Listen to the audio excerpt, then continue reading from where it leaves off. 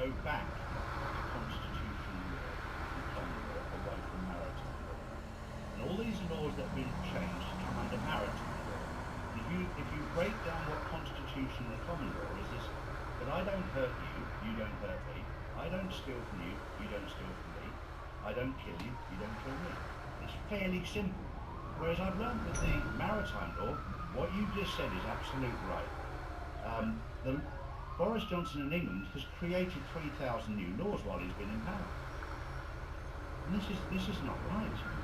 This is not right. So we need to get all of our countries, and I think America will be first, to revert to constitutional law, common law, and then we'll start again. So all these laws that they've created for vaccines, for viruses, for 5G, for everything else, become completely obsolete once we get across that line. Charlie, I'd like to speak to that if I may for a little bit, just to contextualize it for some people, especially for people of faith, to understand a little about what has taken place in the last couple of thousand years. The apocryphal beast of the sea has effectively is epitomized and personified by Admiralty law. The beast of the sea, which is now actually transitioned to the beast of the land, and that is what's going on right now with the time of tribulation, reckoning, revelation.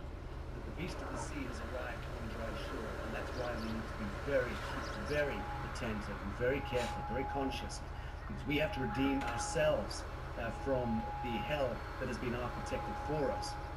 But it has been the sophistry of the Phoenicians and the mercantile classes in commercial law, contract law, commercial law, everything relating to exchange. That's effectively what Boris Johnson has been invoking and is setting into play in the United Kingdom. Statutes, these are not laws by any definition of lawfulness or natural law, or God's law for that matter. But they are statutes, they're provisions, codes, ordinances, and regulations, which are a crime against humanity invariably.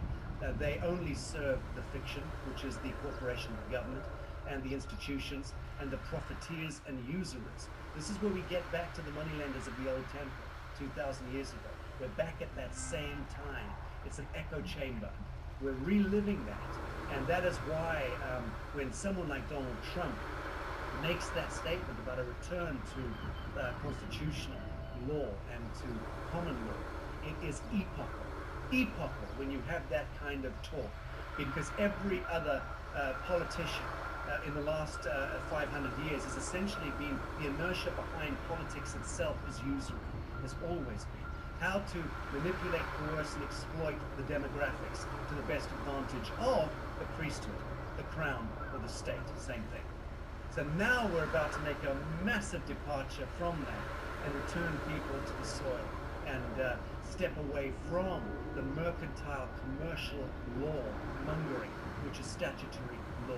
Return back to common law. What is it that you, Charlie Ward, and your close friends and family and community feel is right and proper, given your environment, given your ecosystem, given your social ecology? What is appropriate? I live here in a village in Southeast Asia, in the jungles, one of 17,000 islands of an archipelago of Indonesia. And the law of the jungle prevails here. It's a very good thing. You've got Banjar law, which is the local village. They overthrow the police and the government every single time.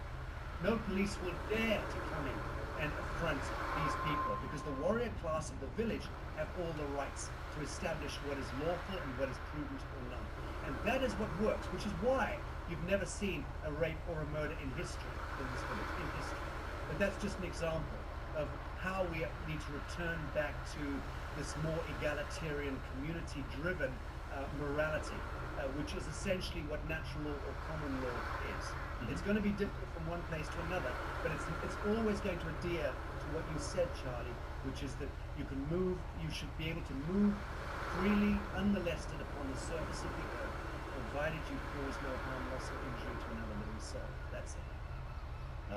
It's a beautiful world that we're going to move into, and it is very much revelation, the Great Awakening, atonement, whatever you want to call it, the world that we're moving towards.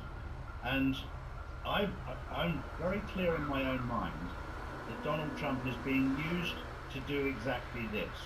I had a conversation 2 days or 3 days ago with David Icke, who, a lot of what he says, when I first followed him in the early days, I thought he was completely barking mad. And then you start to realise that maybe I was completely barking mad because there was an awful lot of truth there. And then when I talked to him, for the first time, I had a ridiculous amount of emails saying they enjoyed the conversation because I allowed him to speak without attacking them.